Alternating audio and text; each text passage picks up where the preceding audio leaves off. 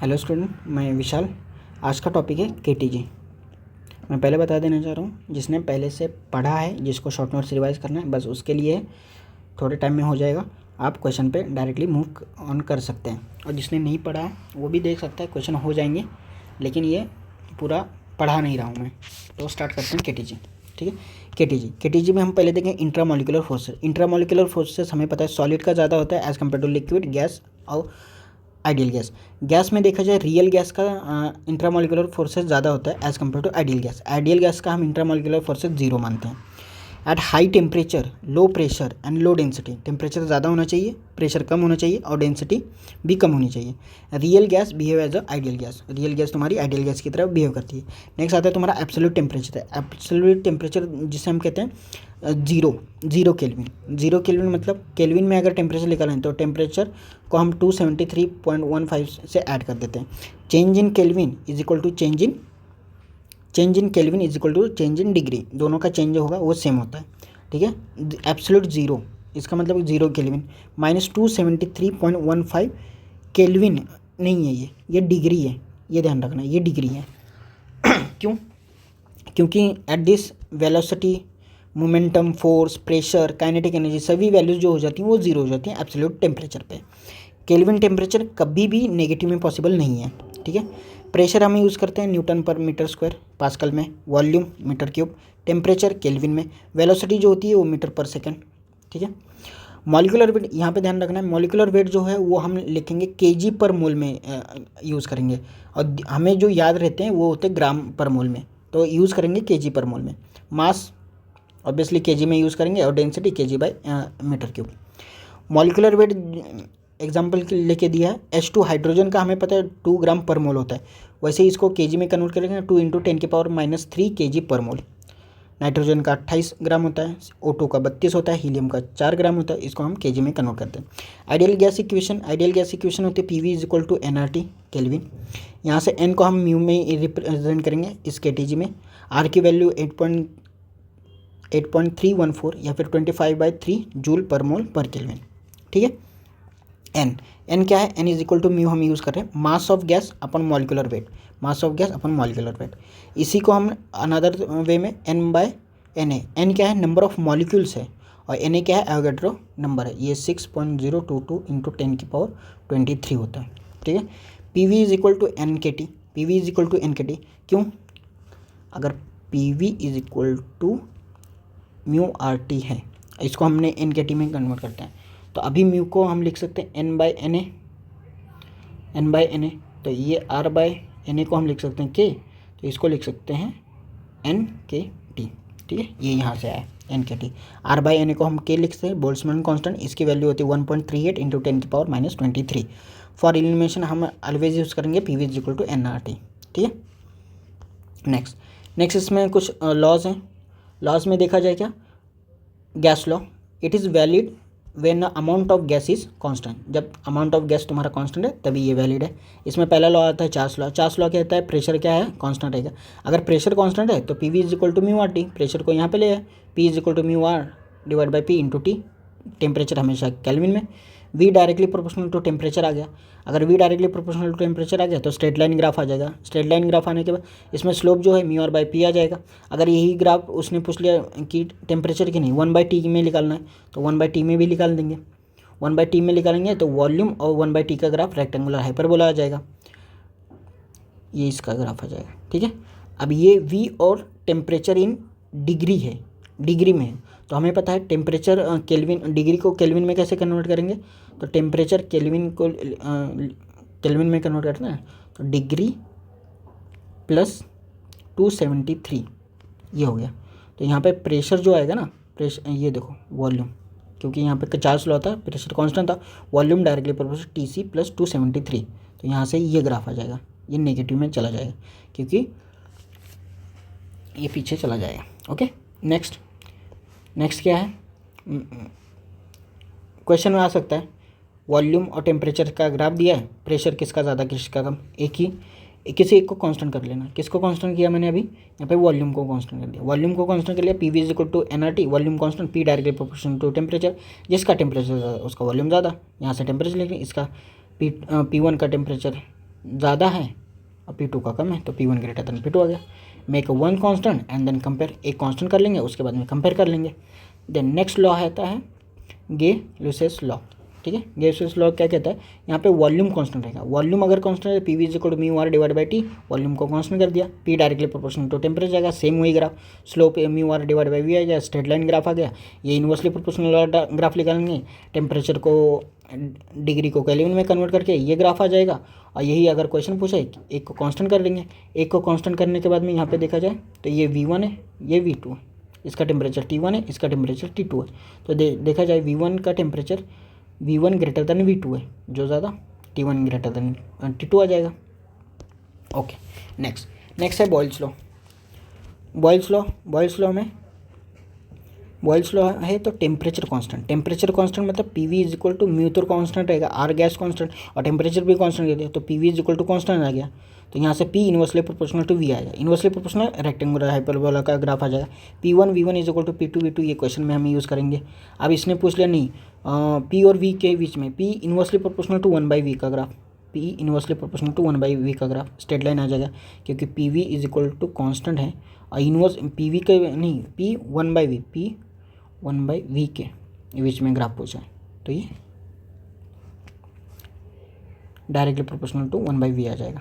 Okay, ये आगे चला जाएगा ना, P कांस्टेंट और ये 1/V, ठीक, यहाँ से।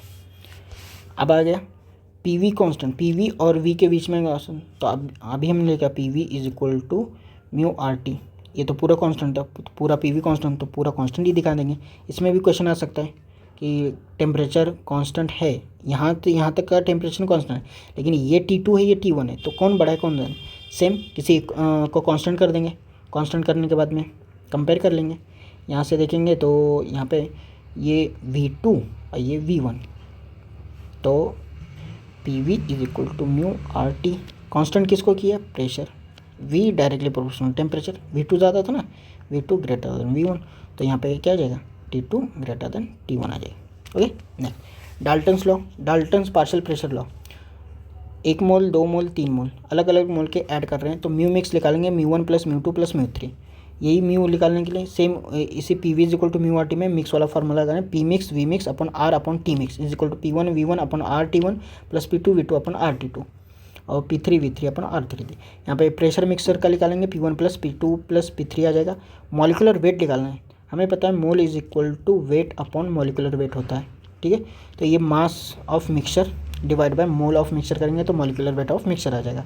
Density is equal to mass upon volume होता है, P V is equal to mu R T में अगर पुट करेंगे यहाँ से mass is equal to volume, mass नहीं वॉल्यूम इज इक्वल टू क्या आ जाएगा m/ρ आ जाएगा। बस इसको यहाँ पे पुट करेंगे और म्यू को लिख सकते हैं m/mw, यहाँ से p/ρ आ जाएगा, RT अपन मॉलिकुलर वेट है।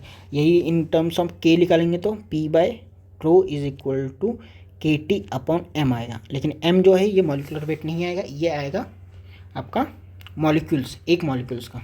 तो यहाँ दिया ये देखो PV is equal to NKT, ये आ जाएगा KT/M आ जाएगा, मास ऑफ 1 मॉलिक्यूल्स आएगा, ठीक है। और ये mass of gas is equal to mass of 1 molecules into N, number of molecules होता है, ठीक है, नंबर ऑफ मॉलिक्यूल्स होता है। देन आते हैं वेलोसिटीज़ में पहली आती है मीन एवरेज वेलोसिटी, मीन और एवरेज वेलोसिटी बोलिए तो एवरेज करना है, सभी वेक्टर फॉर्म होते हैं, वेक्टर फॉर्म का एवरेज करेंगे डिवाइड बाय n करेंगे 0 आ जाएगा। अब मीन एवरेज स्पीड बोला है मतलब वेक्टर फॉर्म नहीं है, तो V1 plus V2 plus V3 divide by n, ये कुछ वैल्यू आएगी। मीन स्क्वायर वेलोसिटी बोलिए, वेक्टर को स्क्वायर कर दो, V1 square plus V2 square plus V3 divide by n। ये ध्यान रखना ऑड नंबर का एवरेज 0 हो सकता है, जो एवरेज है ना अभी हमने निकाला एवरेज, ये मीन एवरेज पे ऑड नंबर का है तो उसका 0 हो सकता है, ठीक है। Then root mean square velocity अगर पूछे, VRMS पूछ ले, सेम उल्टा जाना, स्क्वायर मीन रूट, पहले स्क्वायर करेंगे फिर उसका मीन करेंगे फिर रूट करेंगे, यहाँ से VRMS आ जाएगा, ये नहीं है ये आगे आएगा, ठीक है VMP। ये प्रेशर के टर्म में VRMS का फॉर्मूला है, P is equal to 1/3 ρ VRMS का स्क्वायर, ठीक है। V R M S square is equal to, तो यहाँ से आ जाए 3p डिवाइड बाय रो आ जाएगा। वी आर एम एस की वैल्यू आ जाएगी √3p डिवाइड बाय रो, ये p तुम्हारा प्रेशर आ गया। अगर यही मॉलिक्यूलर वेट में चाहिए, V R M S equal to √3RT अपन मॉलिक्यूलर वेट टेम्परेचर के टर्म में, ठीक है। V R M S is equal to √3 kT by m mass of 1 molecules, यहाँ पे मास ऑफ 1 मॉलिक्यूल्स यूज़ किया है दोनों का formula. At a constant temperature, अगर प्रेशर इंक्रीज किया जाए, if pressure of gas increase then effect on V R M S क्या होगा? नो इफेक्ट होगा, कुछ नहीं होगा। क्यों?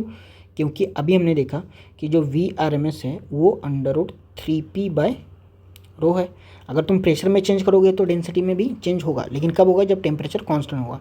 अगर टेम्परेचर कांस्टेंट नहीं है तो वो वाला फार्मूला नहीं यूज़ करेंगे, ठीक है। देन स्पीड ऑफ गैस, इसमें स्पीड आती है, वी आर एम एस आती है, मीन स्पीड आती है, मोस्ट प्रोबेबल स्पीड आती है और स्पीड ऑफ साउंड आती है। तीनों याद रखना है। यहाँ पे ये ऑर्डर की तरह ध्यान रखो। ऑर्डर ऑफ स्पीड जो है, साउंड में जब देखोगे रूट गामा आएगा, मोस्ट प्रोबेबल स्पीड जो होती है √2 आएगा, और मीन वेलोसिटी जो आएगी, मीन स्पीड जो आएगी 8/पाई आएगी, √8/पाई आएगी, और वी आर एम एस √3 आएगी। अभी बताओ, V R M S is equal to √3RT by molecular weight, अभी देख के हैं। मीन स्पीड जो आएगी 8/पाई RT अपन मॉलिकुलर वेट रूट में, मोस्ट प्रोबेबल स्पीड √2RT अपन मॉलिकुलर वेट, और speed of sound wave √γ/RT अपन मॉलिकुलर वेट। ये वेव में आप देख सकते हैं। स्पेसिफिक हीट का रेशो CP/CV, ये 2 से कम या 1 से ज़्यादा होता है।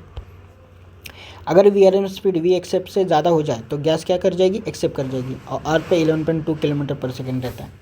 देन मैक्सवेल वेलोसिटी डिस्ट्रीब्यूशन, ये ऑर्डर ध्यान रखना, √γ, √2, √8/पाई एंड √3, ठीक है। V sound, VMP, VM, VRMS, और इनको मल्टीप्लाई करना √RT अपन मॉलिक्यूलर वेट से, ठीक है। Maxwell velocity distribution, Maxwell velocity distribution में हमें ध्यान रखना है, मैक्सवेल का वेलोसिटी डिस्ट्रीब्यूशन एक वो ग्राफ उन्होंने बताया था, किसके बीच में निकाला था? Curve drawn between number of molecules और किसने? वेलोसिटी और नंबर ऑफ मॉलिक्यूल के बीच में उन्होंने निकाला था, ठीक है। तो अगर टेम्परेचर बढ़ाएंगे तो मोस्ट प्रोबेबल वेलोसिटी जो होती थी वो क्या होती थी? बढ़ जाती थी। मोस्ट टेम्परेचर बढ़ाने पे मोस्ट प्रोबेबल वेलोसिटी बढ़ जाती थी, और एन मैक्सिमम जिनके पास ये है नंबर ऑफ मैक्सिमम वो कम हो जाते थे। एरिया हमेशा कांस्टेंट रहता था और ग्राफ जो आता था वो अनसिमेट्रिकल आता था। बस इससे इतना ही क्वेश्चन आ सकता है। देन मीन फ्री पाथ क्या है? Distance between 2 successive collision, 2 successive collision के बीच का distance, mean free path. Lambda m directly proportional to V/n, V क्या है? वॉल्यूम है, और n क्या है? Number of molecule.